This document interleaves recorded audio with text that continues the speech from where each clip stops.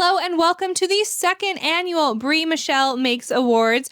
I, of course, am your host, Brianna Michelle, here to share with you the things that I have made this year and bestow upon myself fake little awards that I have made up. I have here today the 22 items that I have made in 2025. We're going to be looking at overarching trends, some general reflections, and of course, the 5 coveted awards of 2025. The 5 categories for this year's Fake Awards ceremony are the most worn garment, the Sweariest Sew, the Fanciest Frock, the pattern of the year, and of course, lastly will be our best in show overall favorite make of the year. Before we dive into the categories and the individual nominees, first, let's take a little walk down memory lane, starting from the beginning of 2025 all the way up. This is everything that I made in 2025. Now, the general output is a bit less than previous years, and a lot of that is because much of this was occasion sewing for a specific event. I had a few partnerships, some pattern tests. So a lot of this was really for something specific. And a lot of these projects took a bit more time than previous years. So in the winter, easing into 2025, we had a few knit tops, finishing up some whips from the previous year, and then had a 3-month brand ambassador partnership with Cashmerette, which was really, really fun. Definitely gained a lot of new skills through the projects I did there. Then from there, did some work toward my Make 9 for the year, which we will touch on later. And then heading into the spring, my sewing bestie got married in the summer. So we had bachelorette party, we had bridesmaids dresses. Again, lots of occasion sewing. The fall, things kind of died down for a little bit, but the winter was, or getting into winter rather, was reinvigorated with a torrid love affair with mesh fabrics.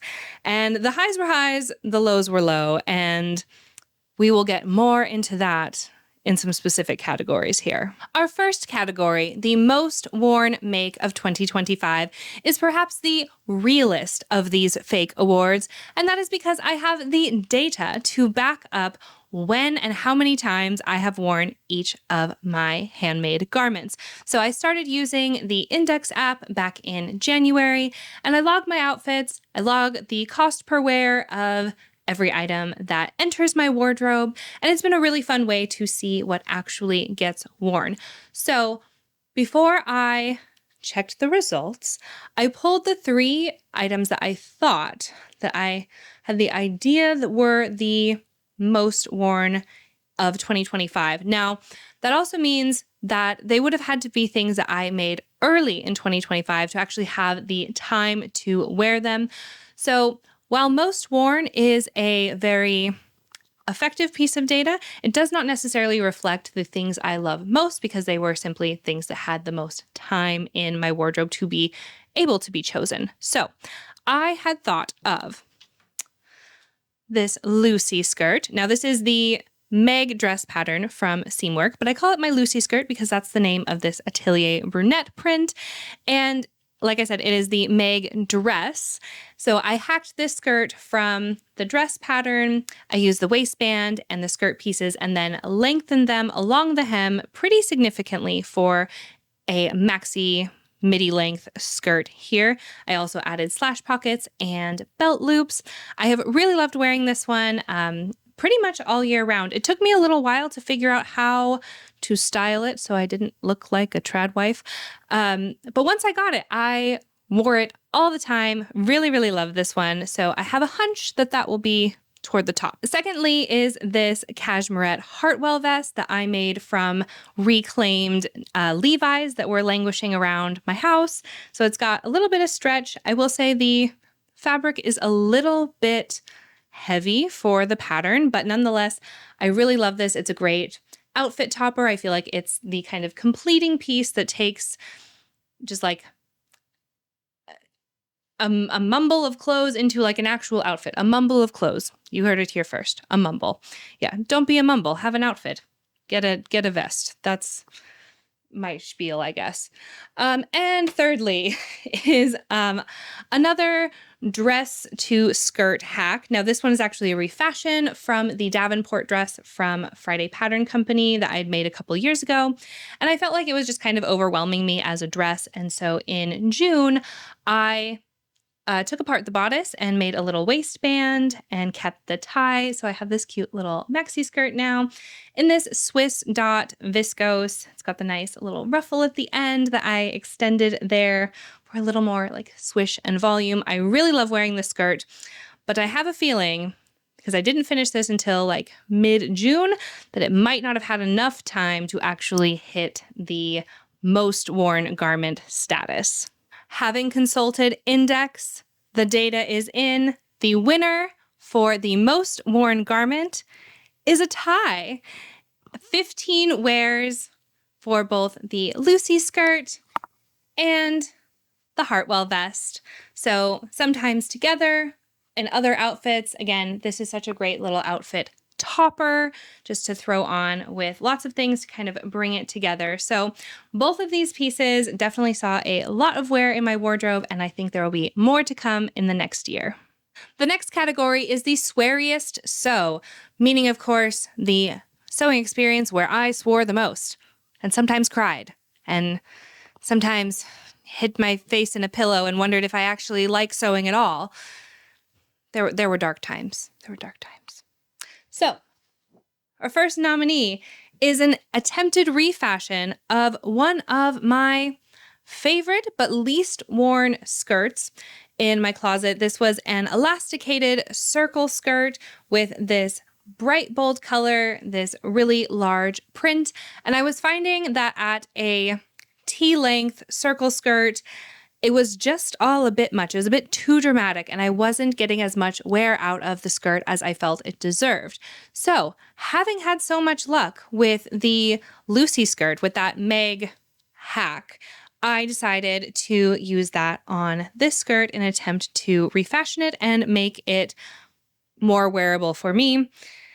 After wrestling with the pieces here for a very, very long time, I ended up hating it, just hating it. And it did the opposite. It took a skirt that I loved in theory, but not so much in practice, to a skirt that I just hate entirely. The second nominee for the Sweariest Sew category is this Emelie mesh athletic skirt. Now, this seemed so simple and yet so frustrating. It is a Lycra athletic skirt underneath with a mesh gathered panel. I don't even know where to begin with this one. I've sewn athletic Lycra before and was like prepared for the challenges that come with that. That was fine. However, stretch mesh to gather was a whole beast. And I'm not going to lie, I did not enjoy the construction methods of this at all. I was doing it as a pattern test, so I really needed to like honor the instructions and do it the way that it had in the methods there. If I was just doing it on my own, I absolutely would have gone rogue and done my own thing and probably would have been much, much happier. The thing that the straw that broke the camel's back, as they say, is that I spent a lot of mental energy, a lot of time making sure the right side and the wrong side and the direction of this mesh, because mesh sort of has like a little bit of a nap to it. And when you get it wrong, you can really see that you get it wrong. And I agonized, I unpicked, I did all of the things to make sure that I would get it right, and I still got it wrong right on the front. The only panel that is bad is this one right there, right in the front. And I cannot bring myself to unpick it and do it again. That's how frustrating this project was. Many swears in that one. Which brings us to the third and final nominee in this category. So This was my bridesmaid's dress for my sewing bestie's wedding. And we picked the fabric together. And little did I know that it would be the absolute worst to sew. And she knows it too, because she sewed her sister's dress from it as well. And she can attest that viscose satin is a bitch, an absolute bitch. And it's not just that it was like the standard viscose shenanigans of it being like shifty and stretchy and warpy and wefty. No, you can't iron it, and it's allergic to water. It's allergic to steam. Every little water stain shows. Everything shows. And there were many tears with this make. And so for the Sweariest Sew of 2025, we had problems with the fabric, problems with the pattern and the fabric. But here, I can only blame myself and my own lack of vision. The Sweariest Sew Awards for 2025 goes to this failed refashion of one of my favorite skirts. 2025 provided a lot more special occasions to sew for. So unlike the other categories that have only had 3 nominees, the category of Fanciest Frock includes 5.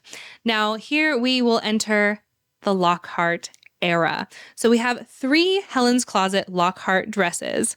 The first one, lipstick pink, stretch linen. This is my bachelorette party dress, again, for my sewing bestie, which led right into the viscose satin bridesmaids version. And then in the summer, head into Disneyland for my Minnie Mouse hearts-inspired sheared back version of the Lockhart dress. In the fall, I attended my first Frock Tales, and for that, I made this dress here. It's got a full circle skirt with the mini length. Now, I actually took this as I'd cut this pattern out. It is a vintage butterick from the very first year of my sewing journey when I was a very different size. I had cut this dress out and had put all of it together, the lining, everything. I had the zip in, it just needed a hem. And I could never get rid of it despite it not fitting me for the last, nine years. I've carried it around with me. I've moved twice. And I just couldn't get rid of it because I love this fabric. And so for this one, for Frock Tales, I found a way, very messily, very imperfectly, to widen the pieces. So I took bits of the hem, which used to be a midi length, and I actually tacked them in to the side of the bodice and made the bodice larger by, again, adding those strips in. And I made the waistline larger as well by just cutting down into the hip of the original circle skirt waist. So very imperfect, but very fun, very perfect for Frock Tales. That is this vintage butterick number. And lastly, rounding out the year, I went to a emo festival and I made this really adorable, what was it? A Helen's Closet Dawson, Cashmerette Foxhill, and Seamwork Wallace hack mashup number situation. So that is the final nominee for the Fanciest Frock category. And the winner, I'm sure you guessed by now, it's this vintage refashioned butterick number in a floral satin, and I absolutely love it. I almost didn't wear it. I almost didn't finish it in time. I was feeling really insecure about going to a ball of sewists and for them to see my wobbly neckline and my darts that are a little bit pointy, but I got over it and I had the best time, and is the perfect dance number. Very, very fun. I'm sad you can't see how cute and short and flouncy this dress is because it's adorable and I love it. Definitely a good winner for the Fanciest Frock, but some really great contenders this year, much more so than previous years. So a very good turnout for the Fanciest Frock category. Many of you will already know that I am a very proud pattern repeater. I really love finding tried and true patterns that I absolutely love and can return to again and again. I really love building off of the skills and experimenting with different fabric types or little pattern hacks, little changes here and there. And so I was quite surprised when I was looking at the nominees for the pattern of the year this year that there were actually only 2 patterns that I repeated this year. There were other patterns that I had made versions of in previous years, but for the window of 2025 only, there were 2 patterns. So we have 4 versions of the Helen's Closet Lockhart dress, and we have 4 versions of the Helen's Closet Dawson top. Now, the Dawson top is a longtime favorite of mine, but the Lockhart is a bit new. So we already looked at these first 3, but here is Lockhart number 4. It's a little tablecloth, kind of medieval inspired viscose number here. For the Dawson top, we have this first one, very simple roll neck. So I basically changed the mock neck to a proper roll neck. It's very, very cozy. And then you already saw the Dawson dress hack that I mashed up with a couple other patterns. Then we have 1 and 2 little mesh mock neck little hacks of the Dawson. I really wanted the opacity of the shears to stay the same on both of these versions. So rather than having the like folded neckband for the mock neck, I just cut it in half and then I use the lettuce hem on, or the like roll seam stretch concoction on my overlocker to make this fun little lacy looking lettuce hem at the neckline and the sleeves. So those are my 4 Lockharts and my 4 Dawson tops. 4 and 4, it's a tie. I say the real winner of the Pattern of the Year award has to go to Helen's Closet for beautiful patterns of the Lockhart and the Dawson. At last, we've come to the final category.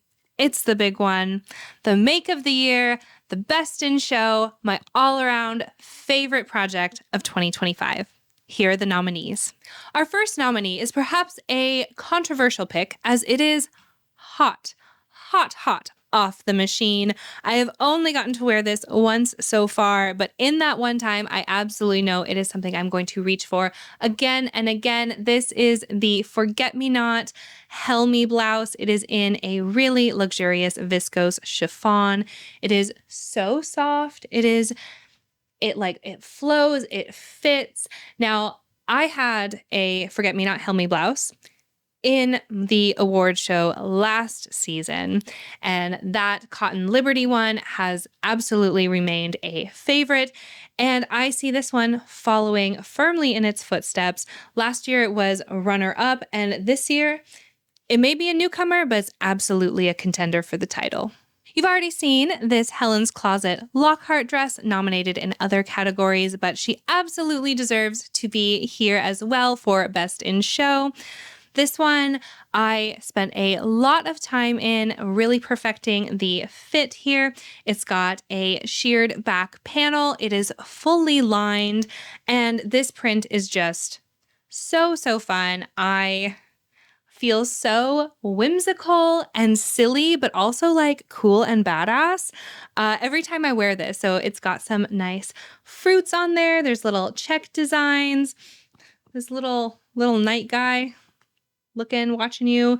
I love this one. It is so much fun. I made this in June as part of the So Fruity challenge and vlog tour. And since I finished it, I've worn it all the time, pretty much until it got too cold to do so. I really, really love this one. It's definitely a firm favorite. The final nominee for the Best in Show category is this lovely hack of the Forget Me Not Sylvie top. We've got a lot of Forget Me Nots in the top category here. Very, very interesting. Perhaps it's because they are really fun, really thoughtful patterns. Now, this one is a hack. I took the top of, or the bodice rather, of the Sylvie top, and then added long sleeves to make it a little bit more cozy. It's a really fun sew with like a burrito method in there. I love the drapiness. You're not seeing it so well here on the hanger, but that waterfall V neckline of the yoke here is just really, really beautiful. It's in a bamboo cotton jersey that is just very, very soft and comfy, but also feels really like luxurious. So it's easy enough to just like throw on the day to day, but instantly feels like elevated and intentional. So definitely deserves to be nominated for this category as well. And the winner for Best in Show Make of the Year for 2025, you know it had to be the Helen's Closet Lockhart dress in this medieval tablecloth-inspired fruity print. I had to contain my excitement in even talking about the nomination because it really was no contest. Beautiful runner-ups. I've had some really, really great makes this year, but this one absolutely takes the cake. It's a cherry on top. As I said, the instant I put it on, I feel both like free and whimsical and silly, but also like cool and modern and badass and trendy. So it's all the things in a dress that I could want. It's comfortable, it breathes, it's airy. Like everything about it, I really, really love. It's absolutely deserving of the Best in Show Make of the Year for 2025. As I said, it wasn't so hard to pick a favorite for my ultimate Make of the Year this year, but I am really proud of everything that I made, even the ones that were just the worst, and absolutely Sweariest Sews all across the way. I have once again learned a lot, built a lot of really great skills, also learned when to like throw in the towel and when to walk away, which is just as important of a lesson as building a practical skill, I feel. So while my making was quite different this year, there were some really long periods of dormancy where I wasn't making anything at all. My overall number of makes is significantly lower than previous years, but I feel like a lot of the makes that I completed this year were a bit more involved than past years. I mean, I do have several just quick little t-shirts, and I do love a quick win. I love a palette cleanser. I love my Dawson tops, but the other makes and that were a lot more involved, and sometimes ones that like seemed quite easy and then were actually like kind of head scratchers. So I am still very proud of everything that I have made this year. It has gotten me very excited, like reviewing everything so far, to what I want to make for next year, as well as how I can kind of incorporate these things into my existing wardrobe. Again, I started using Index, which is something that I want to talk a bit more about in a later video, just how like my style is evolving quite a bit. And I'm making some, I think, really like powerful, really good changes there. And that's going to be reflected in my making practice as well. So slowing down a little bit in quantity of makes, but I think overall I had less like flops and fails and misses this year than I have in previous years. So that is definitely a very, very big win. Thank you once again so much for joining me here for the second annual Brie Michelle Makes Awards for silly fake accolades, but also some real sewing reflections. Now, I would love from you guys if you would let me know what your big five of 2025 were, if you had some Sweariest Sews, some big struggles, a little flipperty flop here and there, as well as like your biggest wins, the biggest lesson that you learned, or your ultimate favorite, what pattern was on repeat for you, what got the most wear, were they the same, were they different? Love to chat, love to hear about that, as well as any goals you have for making coming in 2026. So you can hit me up in the comments below. You can go find me on Instagram. I love to chat all things making, sewing, and just creativity, like overall. So you guys inspire me so, so much, and I would love to keep the conversation going as we talk about our sewing reflections for 2025 and goals for 2026. And most of all, happy making. Bye!